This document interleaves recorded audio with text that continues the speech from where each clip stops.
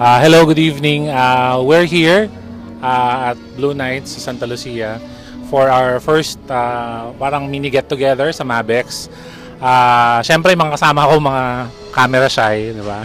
Kaya, ayan, sana daya, yan, nakikita niyo sila. Okay. So, what we plan to we plan to achieve siguro dito to get to know each other first. Ayan. Kita niya na. Harap mo sa'yo, yung nagka-camera. Okay, anyway, what we plan to achieve siguro in a very non-formal manner. Gusto namin lang like to get to know each other siguro muna, and then like parang ma-familiarize with each other yung kung ano yung business landscape natin, and then magkapag-exchange ng mga ideas on kung ano talaga yung kailangan ng alumni, no, with respect to the business aspect, and hopefully we can go from there. And here's looking forward to a very progressive organization, Marist Alumni Business Exchange. Thank you. Good evening. Sino gusto magsalita? Okay na yan, okay na yan.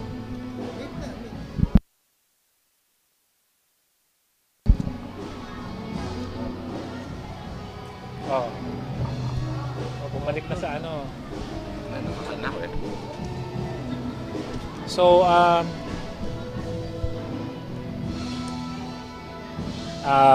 dapat i-ano muna natin, nag-introduce muna tayo ng ating mga sarili. So, I'm Dennis, Samson, batch 89. What's my name again? I'm Larry from batch 80. John, batch 85. Hi guys, this is Bobby, batch 82. And this is Ariel, batch 82. Rom Kumagon, shooting. Jay Ariola, batch 82. So, guys, siguro naman alam natin yung thank you for, first of all, I'd like to thank everyone for coming on such informal and short notice, no. Siguro I'd like to start the meeting na parang wag mo tayo masyadong formal kasi para lang to get all those ideas out. And we'd like to address nga yung ito yung business side ng Marist. Paano matutulungan yung kapwa Marisian, kasi lahat naman tayo, we all engage in business.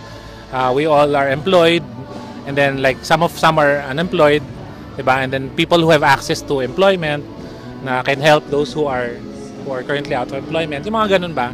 So para magkatulungan to provide a tighter network para yung information is matulungan natin, Marisians una matulungan natin, yung ma-build natin yung community natin. Okay, so I'd like to ang layo ng mic. So ako I'm working for Santa Lucia. I am basically employee ako. We're in the retail business. We're also in the lease management.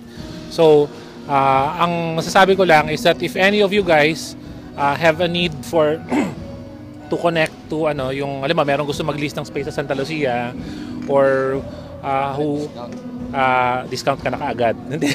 Ikaw talaga. Boink. Hindi, yun nga. So, yung kung ano man yung services na pwedeng ma-refer ko kayo sa company namin. So, just let me know.